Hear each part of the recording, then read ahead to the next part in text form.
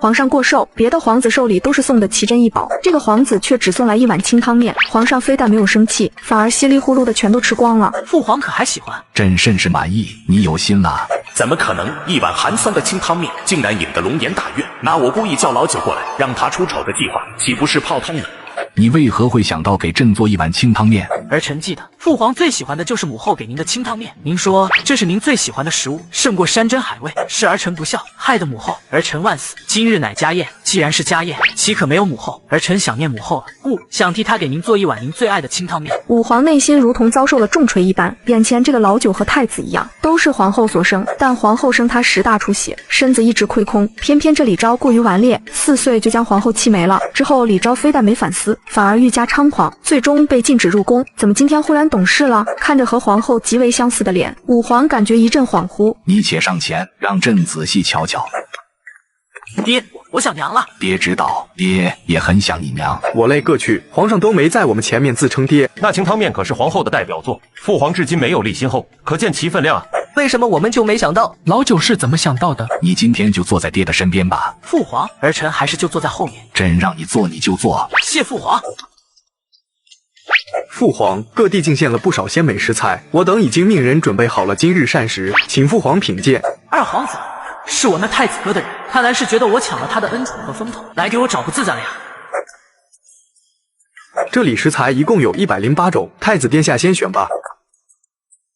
太子挑完后，李昭的几位皇兄都开始挑选，他们将所有好的能上台面的食材全部拿走，剩下的都是些奇奇怪怪的上不得台面的。九弟，该你了。嘿嘿，我看这次他能怎么取巧。剩下的食材即便是宫中顶级御厨都做不出好味道，他这次必然输定了。这些食材丑陋不堪，啧啧，选他们。这玩意儿看着就恶心，能好吃？还有那不像螃蟹又不像虾子的玩意儿，可是五国南部河沟之中的水产，连平民都不吃的，他竟然给父皇做这种食物。李昭啊李昭，你这是自己作死啊！没有人看好李昭，选用这些食材就意味着他已经输了。然而他们并不知道的是，他们口中的李昭其实早就被现代穿越来的李昭顶替了，不然也不会忽然从纨绔子弟变得学会惹皇上开心。而拥有现代记忆的他，更是知道这田鸡和小龙虾的美味之处。昭儿，你确定要选这2样食材？儿臣想亲自为父皇料理这2道美食。愚蠢，想献殷勤也不该选这种方式，他这是自寻死路。你可想清楚了？儿臣这些年都是自己做饭做菜，学了些手艺，虽然每餐都吃着糠咽菜和米粥，但也吃得颇有滋味。儿臣自信能做出最美味的美食。幽王怕是得了失心疯吧？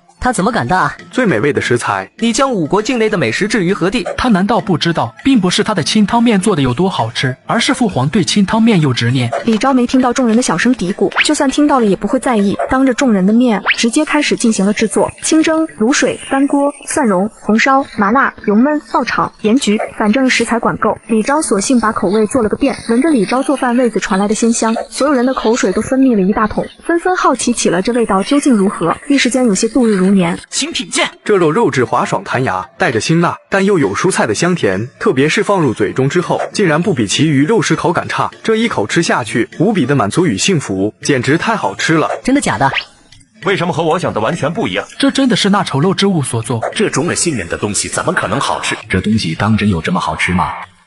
肉质口感极好，轻轻撕咬又带着点弹性，这种口感是绝无仅有，一定是错觉。朕再吃2口，一口、2口、3口，一吃就停不下来。一旁的太子见父皇都吃得这么开心，也忍不住夹了一筷子，随即身躯一震，满脸震惊地看向李昭，正好对上了李昭笑盈盈的目光。他想停止自己的行为，但是身体却忍不住一口又一口。可恶可恶可恶！本宫怎可吃得如此投入？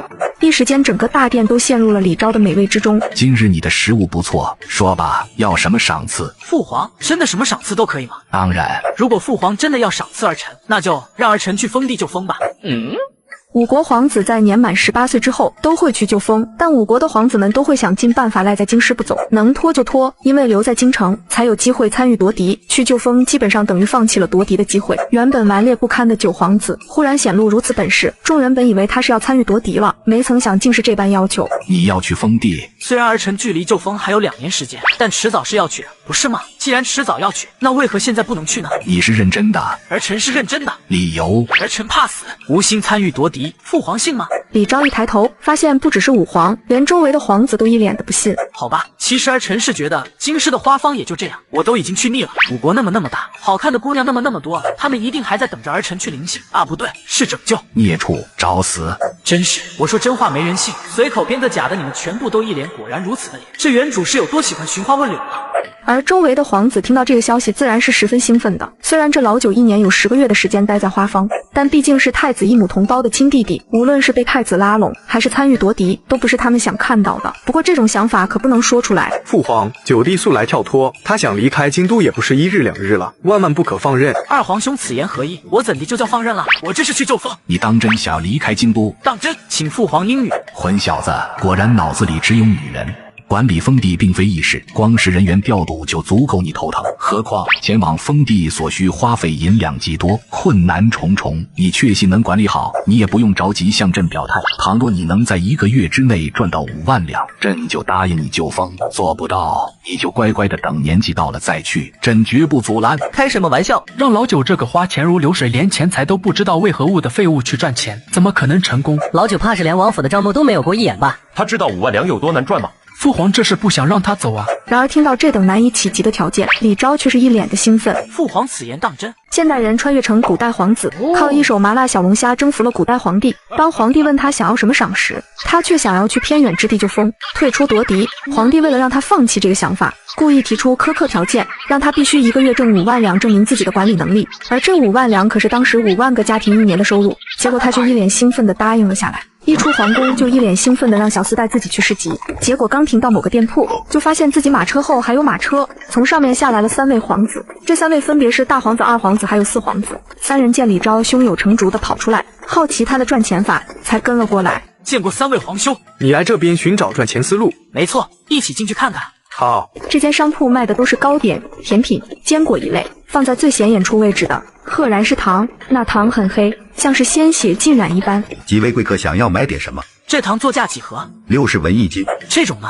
这个80文。这种呢？120文。那白色的呢？250文。五国境内1斗米5文钱，相当于后现代的12斤半米。最便宜的糖1斤都能换150斤的米了，而最贵的白糖还只是一种糖霜，不是正经白糖。但即便如此，寻常百姓1年的收入也才只够买4、5斤白糖而已，妥妥的奢侈品。九弟，你该不会是想用糖来赚钱吧？没错，几位兄长不信。老九啊，我劝你还是想一想别的出路吧。我真的能用糖赚到钱？我看好你，加油！开玩笑，若是真如此简单就成功，4大国之间的糖也不会流通的如此之少了。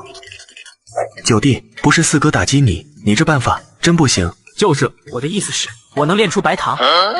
竟然还有人说自己能够炼制出白糖，哈哈哈，有趣有趣。这人到底是谁呀？他是不是还在做白日梦？简直是乱弹琴！我五国境内现在拥有白糖的商铺也不过超过8家，他是哪来的自信敢大放厥词？听着众人的嘲笑，老大和老四有些尴尬。即便他们是皇子，糖的储量也不多，因为真的很奢侈，还得限量购买。主要是因为糖是南方幽国发明的，通过贸易才进入五国。五国上时间内那位神秘特级赵大官子也只能勉强做出60文1斤的黑糖，想要进一步提纯都很难。那独一无二的白糖，恐怕只有幽国的技术才能做出来。我能够炼出白糖，而且要比这个更洁白。你当你是谁啊？你以为你是上时间的赵大官人吗？不要脸，可笑！倘若我五国的年轻一辈都是这种眼高于顶、目空一切的人，我五国在制糖一道永远不会进步，更别说超过幽国了。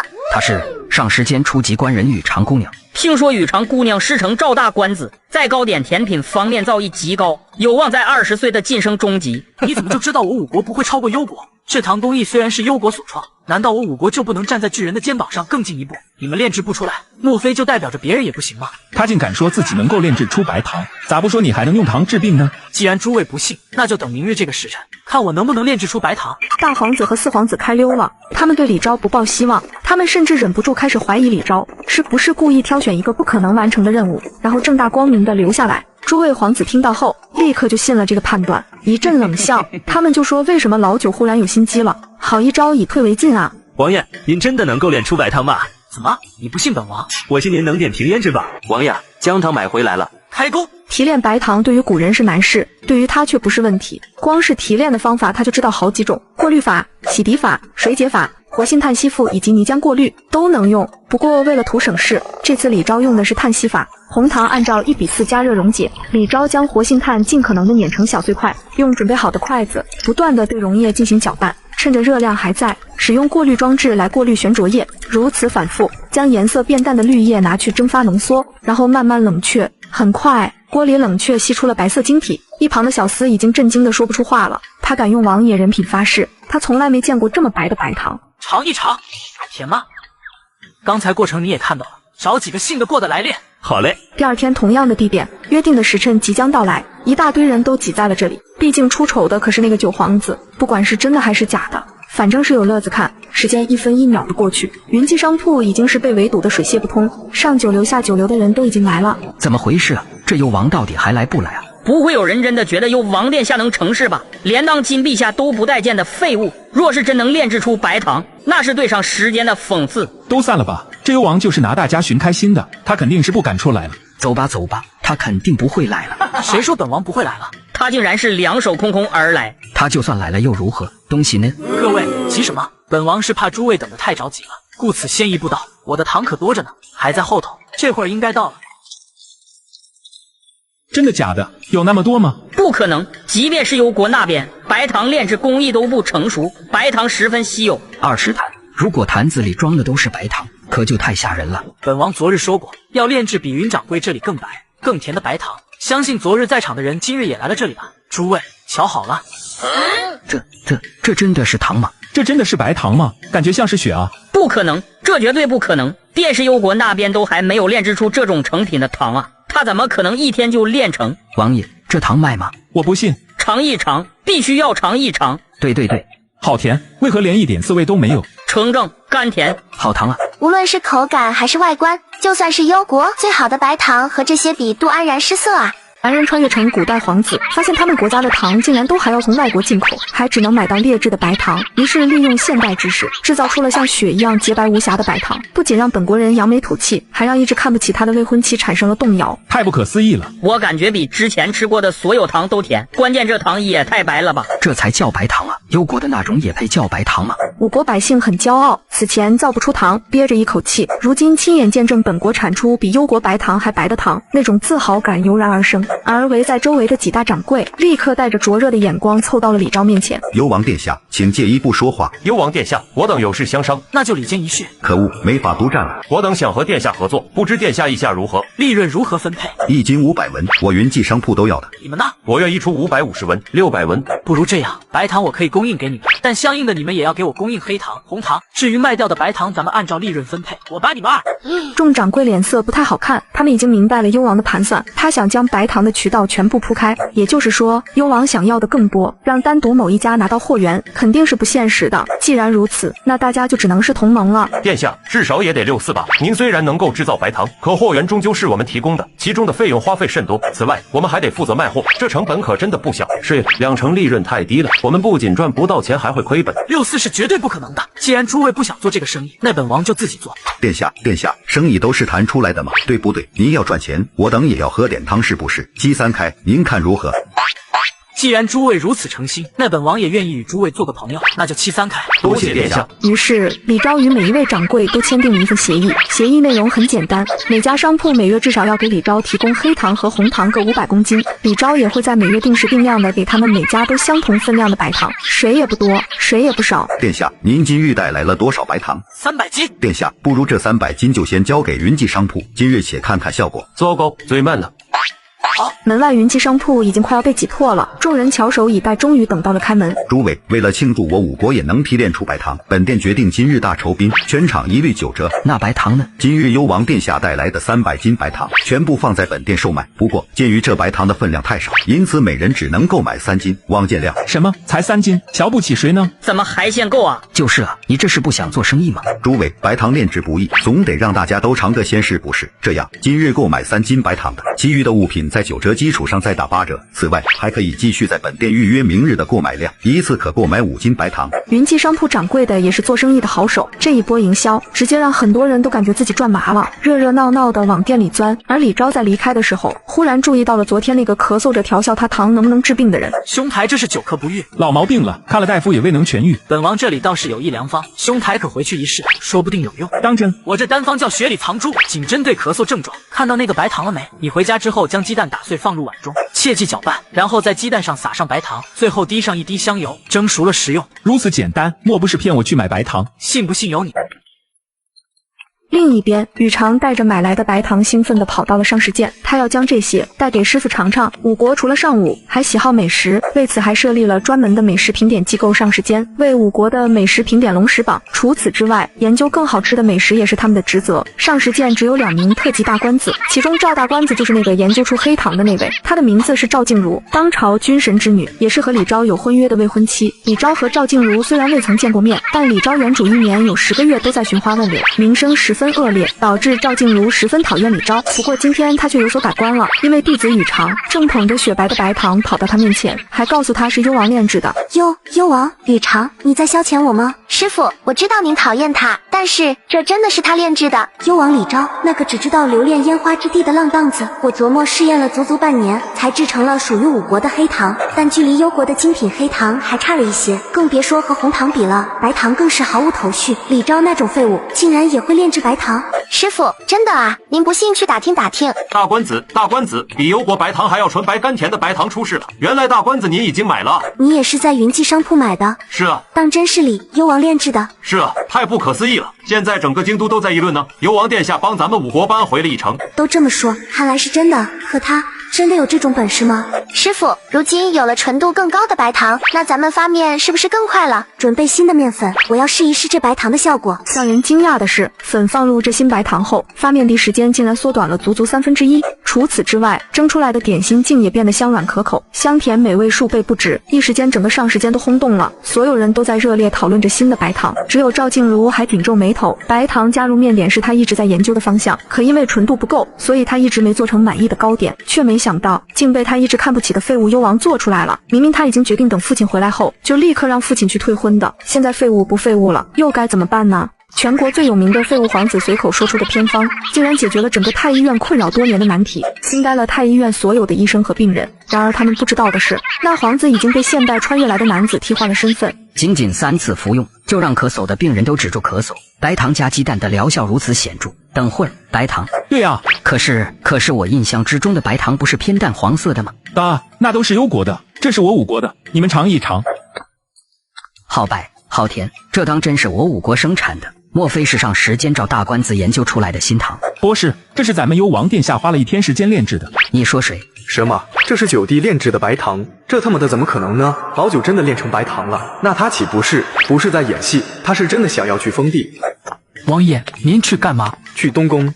太子殿下，请看，这是什么？糖，白糖，真是白糖，这是哪来的？老九炼制的。刚才我在来的路上就已经发现，现在所有的豪门权贵几乎都在买这种白糖，价格是750文1斤。听说光是预定的数量就已经超过1万斤了。什么1万斤？这是抢钱啊！如此看来，倒是我们误会老九了。老九看来是铁了心的想要去救风啊。好，既然如此，那咱们就帮老九再烧一把火。太子殿下的意思是，咱们都是兄弟做生意岂有不帮之理？何况他还是我的亲弟弟啊，得帮，必须要帮，大力宣传，让人都去买。有了太子的鼎力相助，仅3日，白糖就卖了12000斤，而预定的单数已经有了8万斤。李昭有想过白糖会爆火，没想到会这么提前。看来他的那些好兄弟真的在卖力的宣传，照这个趋势，不到半个月，他就能凑齐5万两银子。就在这个时候，李昭收到了武皇的传唤，于是李昭跟着小太监来到了太极殿，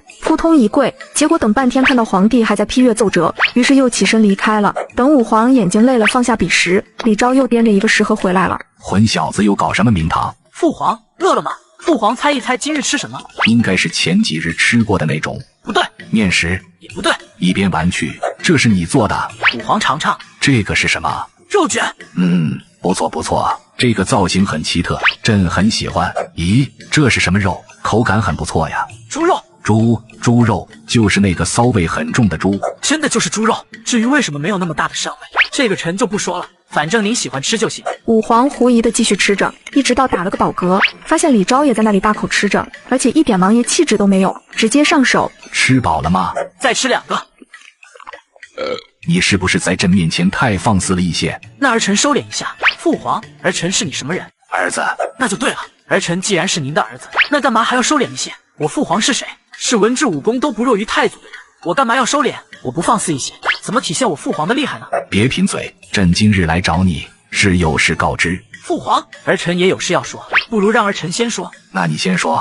这是儿臣与多家商铺签订的卖糖契约，我拿7成，他们拿3成，这是我和父皇的契约，请父皇过目。如果父皇觉得没有问题，我这7成中的1半都给父皇。你要将白糖的利润分给朕。是。为何？儿臣让出1半的利润，但是需要父皇安排人手帮我制糖，如此父皇才可以得到我这1半的利润。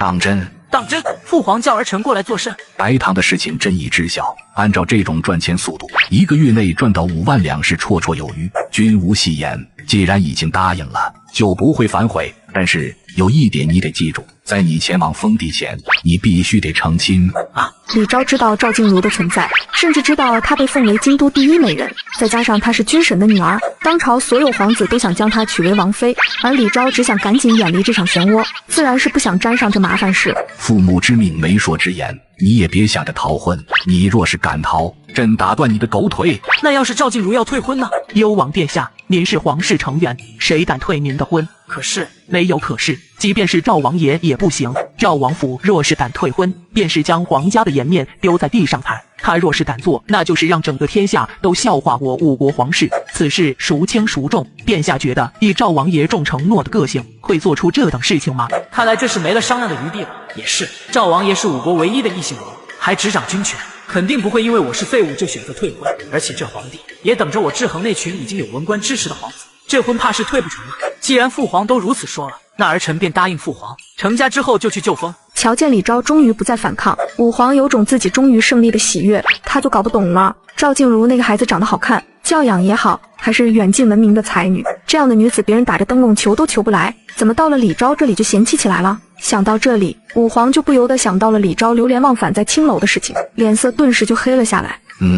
长林，把幽王带下去，先打10大板。啊，不是。父皇，儿臣刚为您做了午餐，您不能这样不厚道啊！伴君如伴虎啊！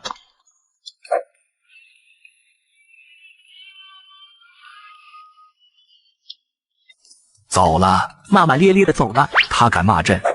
倒也不是。幽王殿下好像说了句去年买了个表。什么东西？这个女人是特级厨师，却被眼前这个男子做出的糕点折服。不仅如此，男人还制作出了他梦寐以求的白糖。而他不知道的是，这个男子正是他儿时只有一面之缘的未婚夫。6月20，皇后忌日这一日，皇帝还有各位皇子皇女、嫔妃，基本上都会陪同前往。之前那些年，李昭因为不受待见的缘故，即便是祭拜母后，也都是等所有人祭拜完了之后，他才能过去。而今年他也懒得一起，不过去还是要去的，毕竟是这具身体的母亲。今年要是不拜，之后也就没机会了。听说皇后生前喜欢糕点之类的美食，于是李昭琢磨着去上食间给皇后做点后现代美食，所以他早早起床，天还没亮就往上食间赶。而当他来到上食间的时候，这里的工作人员都已经跟着皇帝去祭祀皇后了，所以没人安静得很。结果刚这么想，李昭就被打脸了。这里怎么还有人？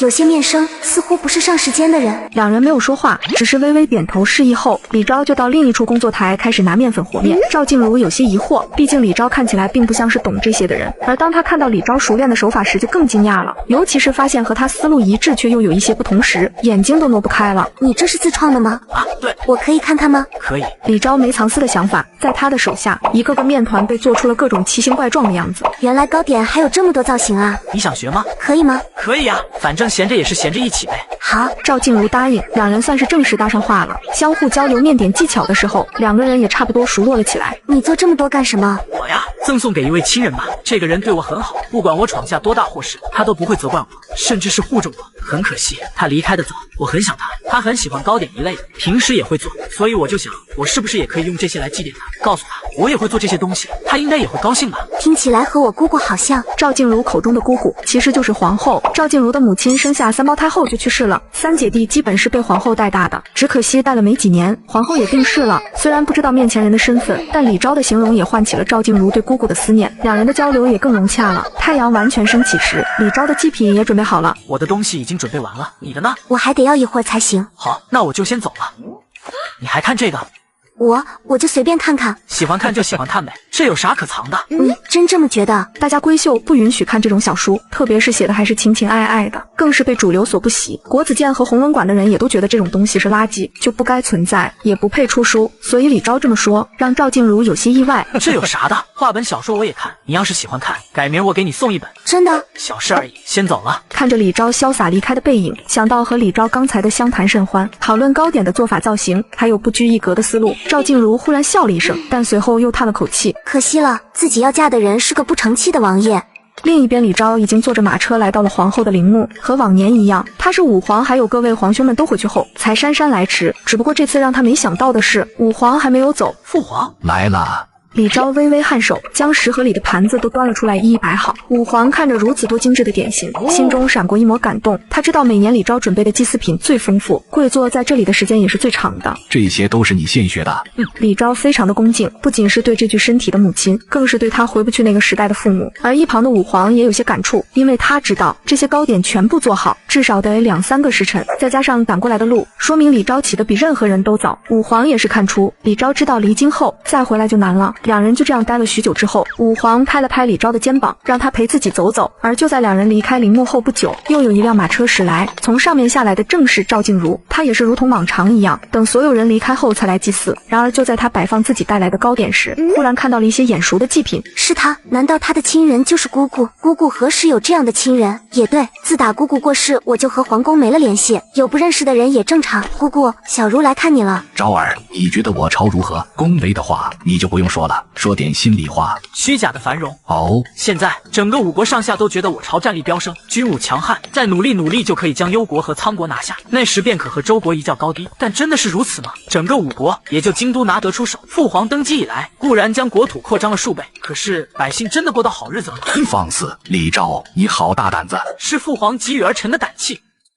你继续说。儿臣查过资料，整个五国也就京都百姓一年能挣个1-2两银子。胶州、潭州、禹州这些地方，很多老百姓连种的田都没有。越远离京师的地方就越凄苦，甚至连朝廷的命令都下达不到。纵使兵强马壮，但后方早已脆弱不堪。你说的朕都知道。早年间，朕带着大军东征西讨，倘若不是国库已经打空了，朕至少可以灭掉幽国和仓国。可惜打仗最是劳民伤财，朕岂能不懂？多少地方已经是十室九空，又有多少地方妻子离散，卖儿卖女，一子而食，朕都见过。牵一发而动全身，朕可以举起屠刀，但举起屠刀之后的后果呢？我五国可以承受吗？你当真以为朕不想改变？其实儿臣觉得有办法改变的，只不过什么？只不过如果要改变，至少需要几年甚至是10几年的时间才行。哈哈哈哈！历朝历代都无法解决的问题，在你这毛头小子手中就能解决了，还只需要花10几年的时间。朕不奢望别的，如果五国百姓能够物阜民丰，朕足以名垂青史。你知道做到这一点有多难吗？也不是多难的事。不知天高地厚。父皇，儿臣觉得可以做到。您要是不信，咱们打个赌，您让我去封地，我证明给您看。你别给朕整这一套。父皇，反正我赌约也已经赢了，我迟早是要去封地的，不是吗？您和我赌，您又不会亏。咋的？你是一刻都不想待在京都？倒也不是，您就说赌不赌。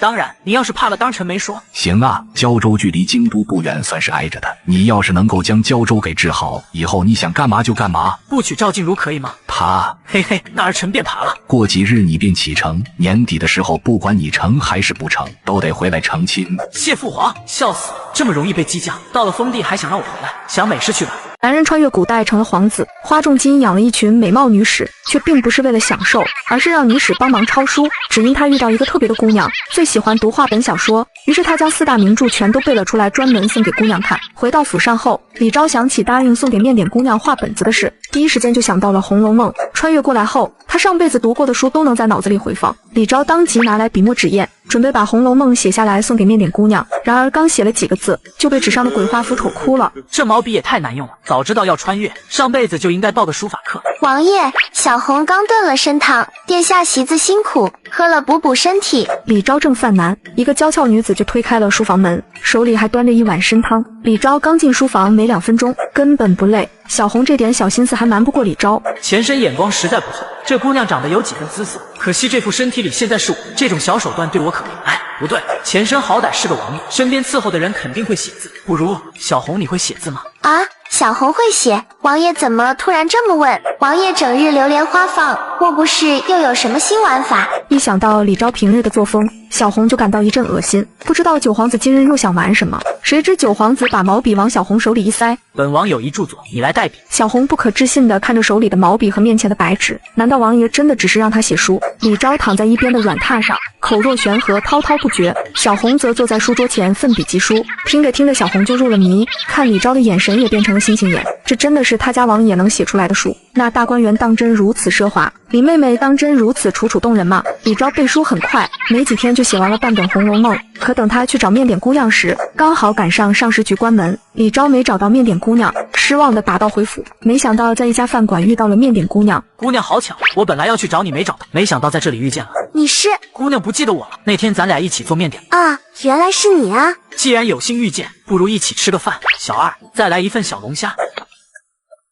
你怎么用手吃小龙虾？不用手难道用筷子？这才是吃小龙虾的正确打开方式，这么吃才香啊！姑娘被李昭的话感染，当即也放下筷子，徒手剥虾，还豪迈地将一条腿踩在了长凳上。第一次见还以为这姑娘是个温柔娴静，没想到私下里这么豪爽，这就是传说中的反差萌。对了，我还带了一些新式糕点，要不要尝尝？不了不了，我不爱吃甜食。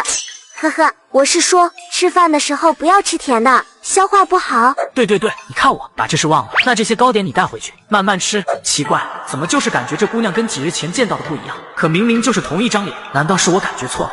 那就谢谢公子好意了。对了，你喝不喝酒？小龙虾麻辣，喝2杯才过瘾。当然。李昭刚说完，那姑娘就喊小二拿来了2坛子酒，直接抱起来喝。李昭瞪大了双眼，不敢置信一个姑娘家如此豪迈。你直接抱着坛子喝？对啊，军中都这么。啊，不就是应该这么喝的吗？这姑娘果然好反差，姑娘当真与别的女子不同。这是答应送给姑娘的画本，一定符合姑娘的喜好。这画本怎么从没见过？《红楼梦》。嘿嘿，这几天闲来无事，自己写着玩的，只写了一半。姑娘要是喜欢，我再把后面的故事讲了。自己写的？姑娘还想问什么，就见李昭已经晕头转向，东倒西歪的往外面走。出门时还一头撞到了门上。他真的能自己走回家吗？不过这本书倒是有意思，我倒要看看你梦了个什么。姑娘刚翻开2页，立马就被里面的故事吸引了注意力。这跟市面上那些乱七八糟的画本子不同，一看就是颇有文采的人写的文章。没想到这人弱不禁风的样子，文笔还不错，跟那些酸文人满嘴之乎者也不同。姑娘结了账往家里走，迎面就遇上了一个衣着华贵的男人，这不就是她的亲爹赵王爷吗？原来这姑娘也不是一般人，就是赵王爷的2女儿赵静茹的双胞胎妹妹赵静月。爹爹，你怎么回来了？不是说进宫去了吗？你是不是又偷跑出去了？哎呀，怎么是偷跑出去？我光明正大走的大门，这不是姐姐想吃糕点又不想出门，我才出去帮姐姐买的。幸好那人还送了些糕点，正好给我找了个借口。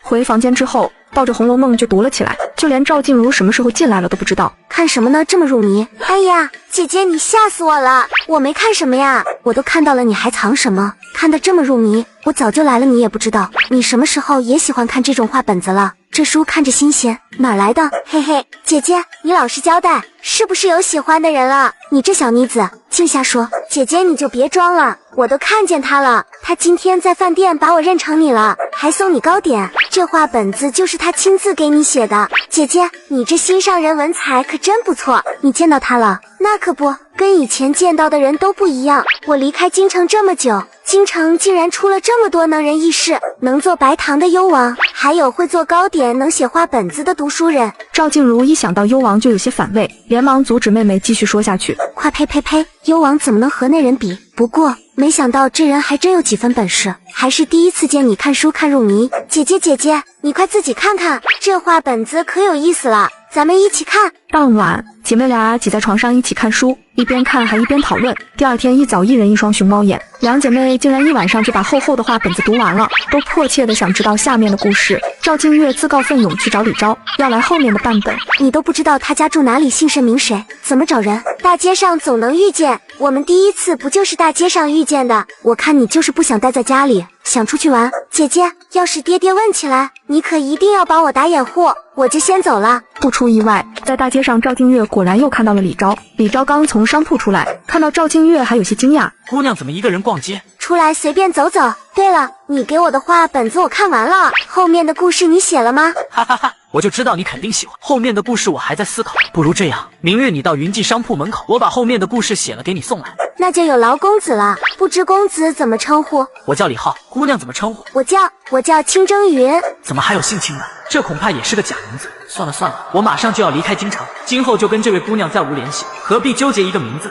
清姑娘，那明日见。之后几天，李昭每天都背《红楼梦》，小红简直成了他的专用代笔人。之后就在商铺门口等赵静月来取书，偶尔两人还交流几句书中内容，尤其是知道林妹妹并没有嫁给贾宝玉，赵静月差点追着李昭打。等《红楼梦》全部背完，李昭又开始背《西游记》。幸好上辈子爱读书，多读书果然有用。现在我李浩可是京城第一画本子大王，这么多天过去了，也该准备启程去胶州了。不知胶州是什么样子，能不能让我好好躺平？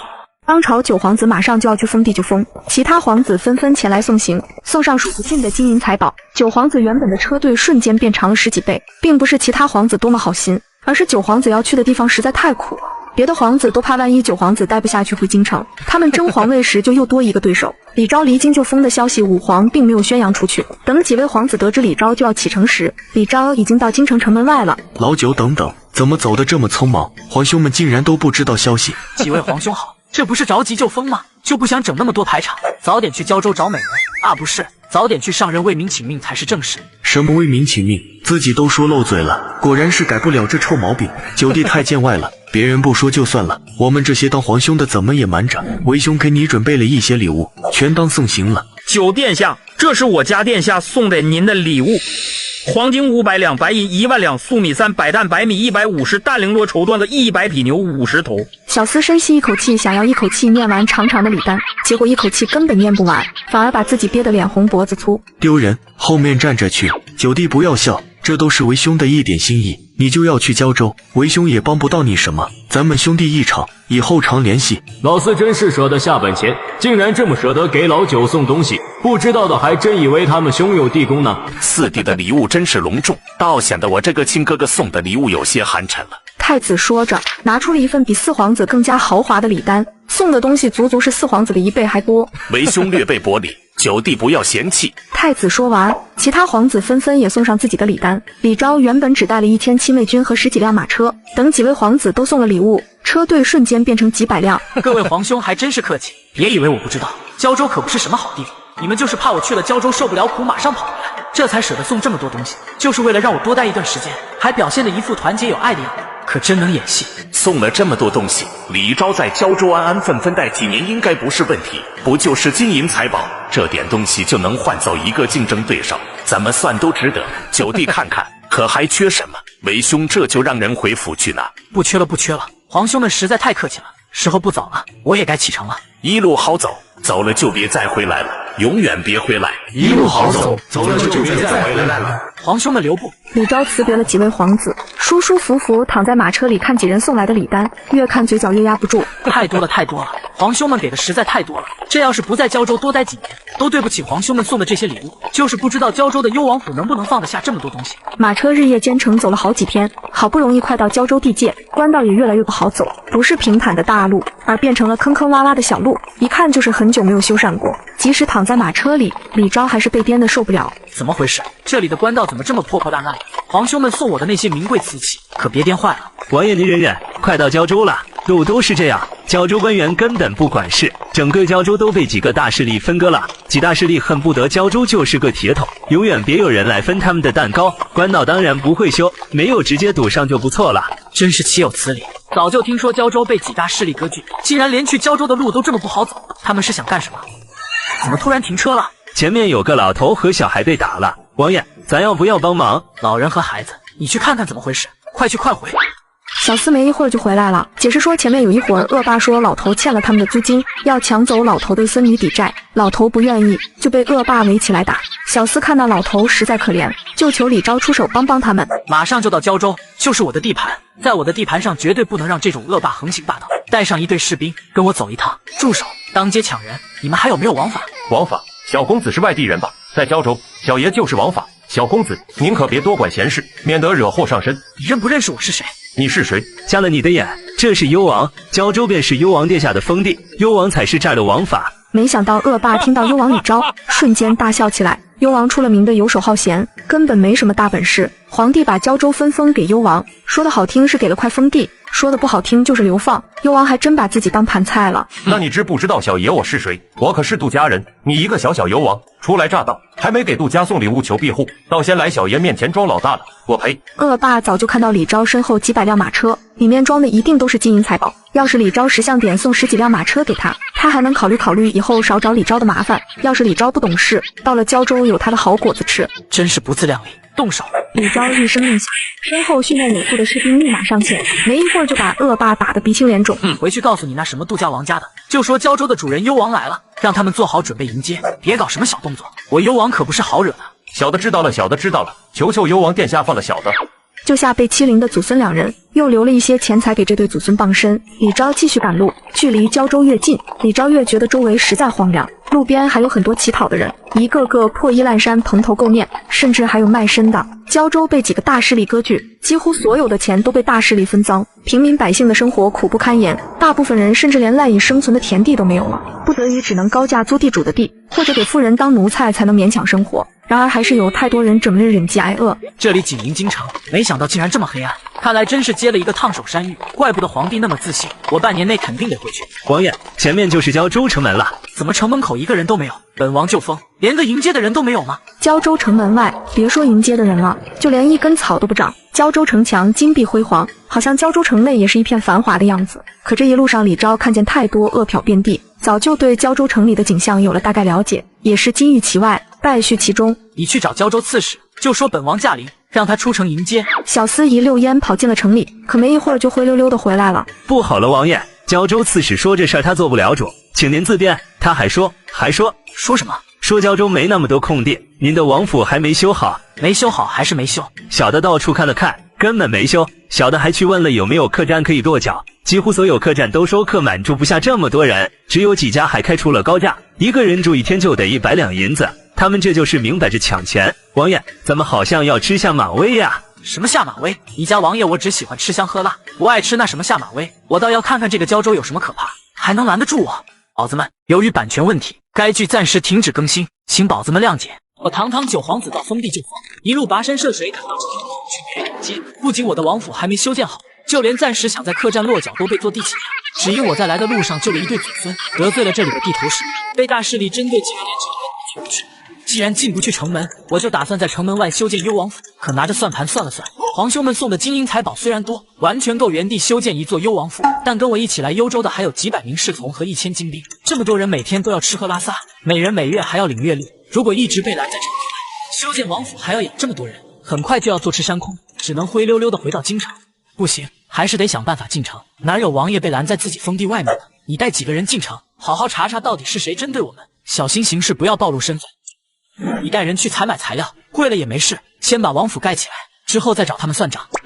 就在2人离开后不久，车队后面突然出现了一群老百姓，他们个个面黄肌瘦，穿着也破破烂烂，为首的正是曾经被我救下来的祖孙2人。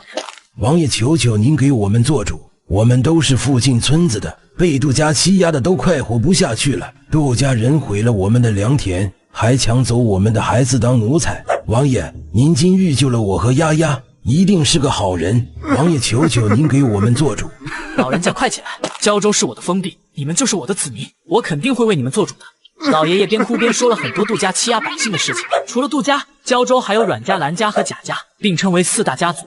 4大家族沆瀣一气，将胶州搞得乌烟瘴气。几年时间，胶州接连来了3任刺史，全都不明不白就没了。我越听越气，想不到胶州距离京城这么近，居然还这么黑暗，真是岂有此理！胶州靠近京城，本应该是富饶之地，竟被4大家族残害至此。老人家您放心，本王既然来胶州救封，就一定不会让这些人继续作威作福。王爷，不好了，咱们的人被杜家抓走了。怎么回事？我和几个弟兄刚进城里，就被杜家的人跟上了。他们一看我们是生面孔，就知道我们是王爷您的人，他们把我们打了一顿扔了出来，其他兄弟都被抓走了。杜家的人说您打了他们的小少爷，要让您亲自上门下跪道歉，要不然后果自负。让本王下跪道歉？他们杜家真是好大的本事，带上所有禁卫军，咱们去杜家看看。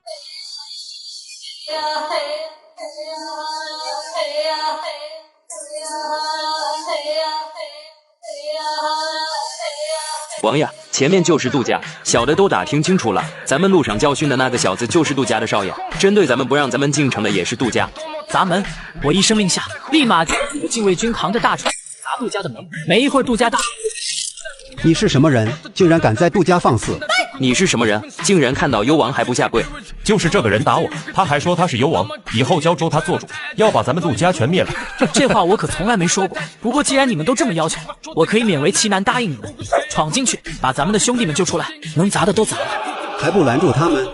杜家下人们跟禁卫军打成一团，我隐约有些担心，毕竟杜家在胶州盘踞这么久，禁卫军人数不多，要是杜家人一波一波的打出来，禁卫军恐怕抵不住。然而我的担心终究还是多余了。杜家虽然人多，但终究不是训练有素的禁卫军的对手。我很顺利就走进了杜家，之前被抓的人也被救了出来，只是个个鼻青脸肿，一看就是没少被杜家人照顾。现在杜家人已经被五花大绑，跪在大厅里不敢吭声。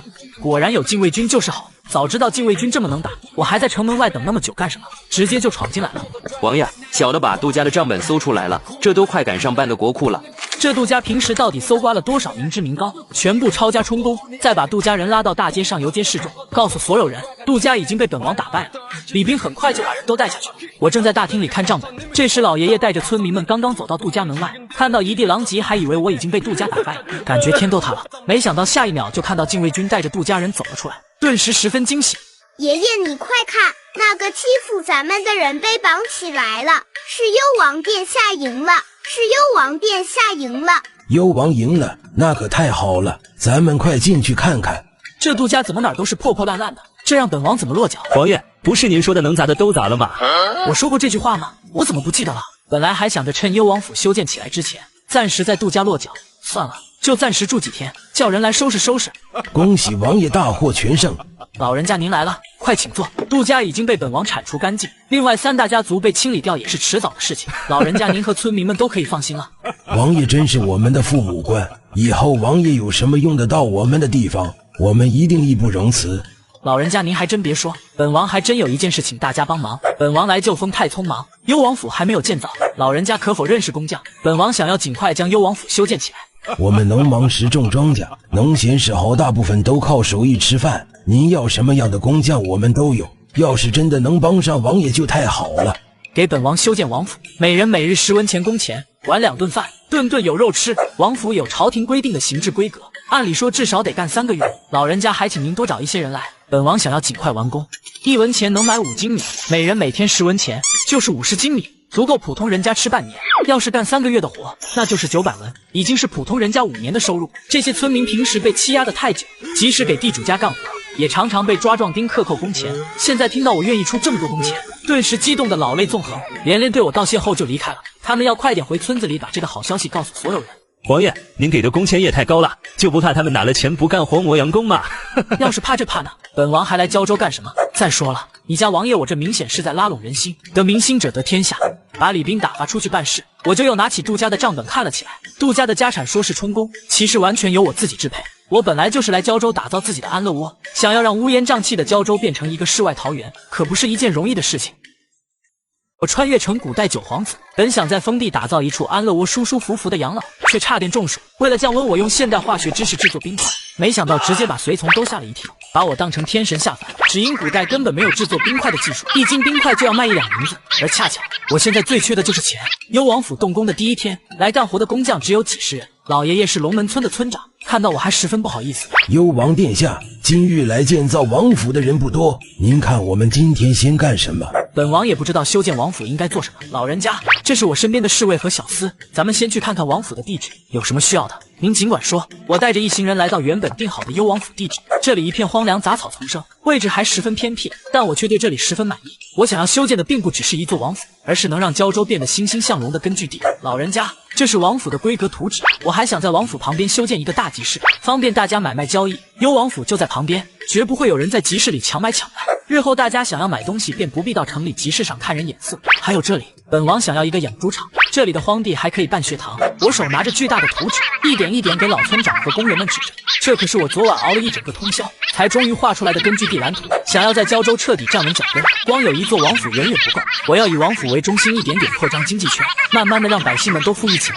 只有钱生钱，才能越来越有钱。幽王殿下，这么大的工程，我们这几个人怕是不够。老人家不必担心，我有几百随从，还有1000禁卫军，都会参与到王府的修建中来。只是我们根本不懂怎么建房子，还得请你们好好指点。使不得，这都是我们的分内的事情。这里地势凹凸不平，得先平整土地，打好地基，然后才能修建房子。王爷您稍等片刻，我们这就回去借工具。工具还要借？王爷您有所不知，王府工程实在太大了，我们带的工具完全不够用，何况还有这么多人一起干活。不过王爷您放心，我们附近好几个村子凑一凑，一定能把所用的工具凑出来。修建王府至少要几个月时间，总是借工具也不好，需要什么工具直接买就是了。我大手一挥，给了老村长一大袋子钱，交代老村长统计出来要用的工具种类数量，吩咐人到各个铁匠铺购买工具。我不愿意长时间借用村民们的工具是一方面，另一方面我要让所有人都知道，我李昭要修建幽王府，以后胶州就是我幽王的领地。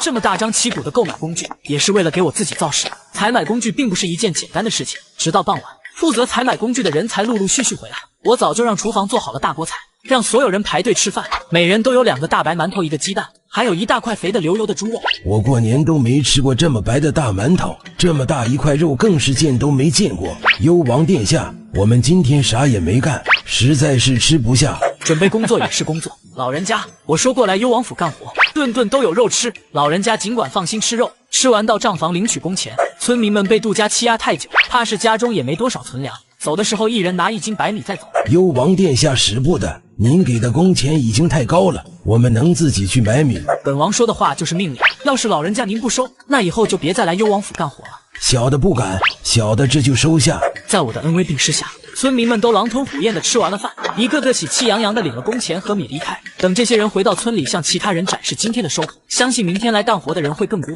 百姓们以前也常常到4大家族干活，可是往往领不到工钱。今日之所以来干活的人这么少，也是怕我跟4大家族的人一样。但今日过后，他们完全可以放心。果然，第2天来幽王府干活的人足足有1000多人。我让李斌将所有人的名字都登记下来，再根据他们的工种分好组，每个组选出一个小组长，根据职责不同相互配合干活。几千人同时干活也并不觉得杂乱无章，而我则坐在账房里开始算账。王爷，光是昨天咱们就花出去3000两白银，这还只是刚开始，以后要用钱的地方太多了，咱们可顶不住这样的开销。要想赚钱，就得先学会花钱，这才哪儿到哪儿。本王准备先花80万两，我早就计算过，从杜家抄家的银两就有足足100万两，出发前皇兄们送的钱也有50万两，这还仅仅是银子，其他的田产商铺和文玩珠宝更是不计其数。然而这些钱想要真正打造一个世外桃源还是不够。我埋头算账，想着从哪儿赚钱，不知为什么感到越来越热，头上大汗淋漓。怎么这么热？冰块怎么都化了？换新的冰块过来。王爷，冰块贵重，这还有一些碎冰，您将就着用吧。天气这么热，怎么将就？快换大块冰块来！王爷您有所不知，现在1斤冰块就要1两银子，1盆冰块足足20斤，咱们现在不将就不行了。这小小冰块这么贵？我突然想到，古代并没有制作冰块的技术，冰块全部都是冬天采挖好存起来，夏天再拿出来用，十分珍贵。以前在京城并不缺冰块，可现在到了胶州，冰块就成了稀缺资源。我灵机一动，叫来一个小厮，让他去买一些硝石过来。幸好上辈子热爱学习，还记得制作冰块的方法。然而当我那硝石制作冰块成功后，账房先生突然大喊一声跑了出去。不一会儿，李斌就带着几个亲信走了进来，个个凶神恶煞，将账房包围了个严严实实。李侍卫，我没骗你吧？咱们王爷真的是天神下凡。这居然真的是冰块，快守好这里，任何人不得靠近。你们一个个的怎么都这么紧张？王爷，您是什么时候瞒着我们学会了仙术？这不就做个冰块吗？我一脸的茫然，不知道这些人为什么这么惊恐，全然没反应过来。在这个没有制作冰块的技术的时代，我徒手制作冰块已经被当成了天神下凡。我穿越成古代九皇子，利用现代化学知识在古代手搓冰块，被人们当成天神下凡。古代没有制作冰块的技术，但对冰块的需求极大。我刚打算利用冰块大赚一笔，没想到这时却接到密报，各大势力正在召开同盟会，要将我碎尸万段。我能制冰的消息被李斌严密封锁了起来。匹夫无罪，怀璧其罪。若是让别人知道我还有这项超能力，难保不会发生什么意外。然而有钱不赚是傻子，我立刻让人准备笔墨纸砚，要给父皇写一封密信。李斌，你找最得力的手下，务必用最快的速度将这封密信送回京城，顺便打听一下京城是否已经知道了杜家被灭的消息，其他几大家族又是什么反应。距离杜家被灭已经过去好几天，然而胶州另外3大家族却还没有任何动静。这让我感到很不安。胶州4大家族与京城权贵们之间都有牵扯，杜家真正的家主就是当朝工部尚书。胶州杜家被灭，杜尚书不可能一点动作都没有。尤其我还接到消息，今天3大家族会召集很多小家族开会，讨论的内容自然是怎么教训我。我吩咐小厮带着一大块兵，又带领几十禁卫军，直接找到了3大家族开会的地方。夏季炎热，大家都挤在一间屋子里，不热吗？见我突然到来，屋子里的人都是一惊，甚至忘了说话。又看到我身边小厮抱着的冰块，脸色各异。今年比往年夏季炎热的多，冰块也比往年昂贵不少。胶州冰块的价格已经炒到了2两银子一斤，我带来的冰块少说也有10斤。幽王好大胆子，刚刚灭了杜家，还敢来找我们，就不怕有来无回？诸位，我没有敌意，只是来跟诸位谈个生意。诸位也看到我带来的冰块了。本王偶然发现一处冰窖，冰块数之不尽，用之不竭。如今冰块有多紧俏，诸位也清楚。本王有兴趣拉诸位一起做生意，诸位有兴趣入伙吗？我们直接杀了你，抢了冰窖，不是更好？你们在胶州这么久，也没有找到冰窖，难道以为杀了本王，冰窖就是你们的了吗？虚张声势，诸位可以不信，只是冰块这么大的生意，诸位真的不心动吗？诸位可以考虑考虑，这块冰就是我送给诸位的见面礼，想跟本王做生意的，今晚子时之前来找本王，过期不候。我说完就留下冰块离开了。胶州当然没有冰窖，但我并不能直接暴露自己会制作冰块的事实。至于我的冰块究竟是哪来的，全凭他们自己猜测。跟这些人打交道，永远不能直接亮出底牌。我刚回府，就看到已经来了很多人，这些人全部穿着一身黑，还都蒙着头。冰块的生意实在诱人，但他们又不敢将和我的合作摆在明面上，因此做足了伪装。只是这么多黑衣人挤在一起，空气中只有大写加粗的尴尬。各位既然不想让别人知道跟本王的合作，那本王也不会扫兴。待会儿可以直接在小黑屋里签协议，本王提供冰块，你们负责出售，7-3开，我欺你们3。幽王殿下，您这分成也太黑了，我们又要拉拢生意，又要负责出售运输，人力物力不计其数，只拿3成不妥吧？那你出去，本王不跟你做生意。